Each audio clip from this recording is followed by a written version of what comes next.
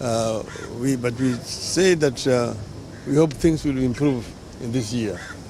I also say that I'm not yet pronouncing myself about certain things that are being said around.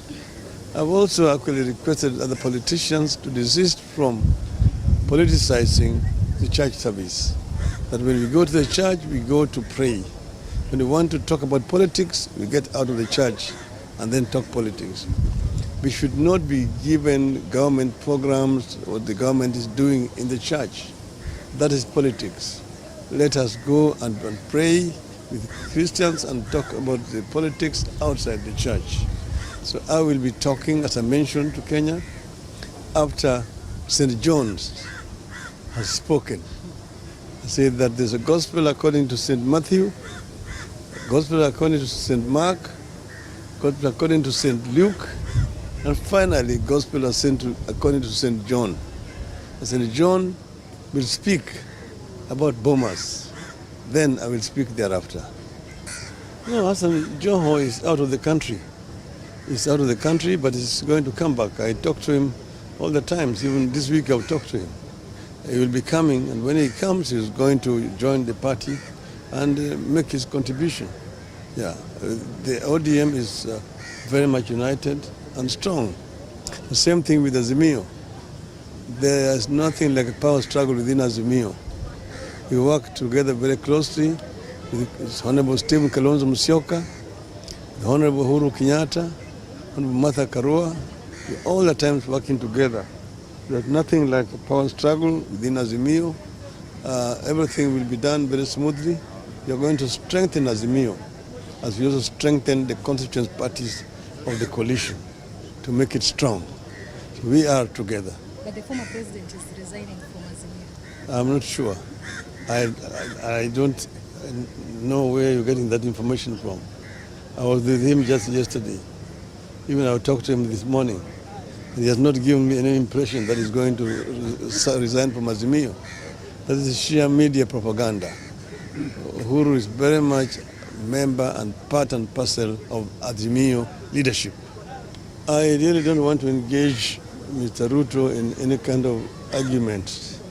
Mr. Ruto knows that everything he's proposing is there in the Building Bridges Initiative document.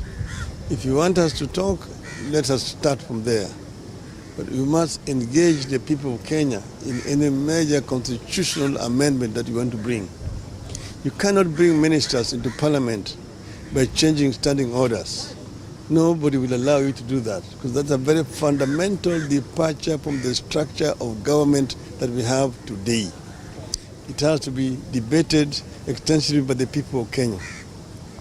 If you want to have a position of prime minister, it is in the Building Bridges Initiative. Where do you call him chief prime or prime cabinet secretary? Call him a prime minister and give him a proper portfolio. Actually, I am very sorry for Honorable Salim Davadi that a person of his stature is being given no portfolio and just given a title to do. It is actually an embarrassment. So what if they want to engage? Let us engage. But first, let us deal with what happened at Bomas of Kenya. Let us deal with what happened at Bomas of Kenya, because that is what is going to solve the problem of this country. When Kenyans know exactly who won or who lost the elections. A coup is done against an existing government.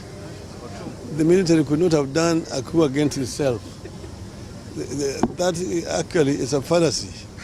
How would the government have done a coup against itself? But if they wanted to do a coup, who would have prevented them from doing a coup? Honorable Uhuru Kenyatta said that he wants free and fair elections and that the government will not interfere in any way whatsoever. What's happened is what all Kenyans know. The coup which was done by civilian coup by one called Mr. Wafula Chebukati, 4 against 3. The 4 commissioners said they don't agree with what Chebukati announced. And Chebukati says is the one who had the figures. So you ask yourself, who is lying to Kenyans? Who is telling the truth? That is what I'm talking about. That is what Kenyans must know, because there will be no point in Kenya going again in 2027 to vote if at the end of the day you end up in such a charade and chaotic situation like we saw at the bombers of Kenya. So if they're talking about audit, yes, let us audit. Begin first by auditing Mr. Chebukati. Where was he for the last 80 years when he disappeared? And where did he get the results that he announced? That is the question that must be asked. If you can answer those questions, Kenyans will be happy.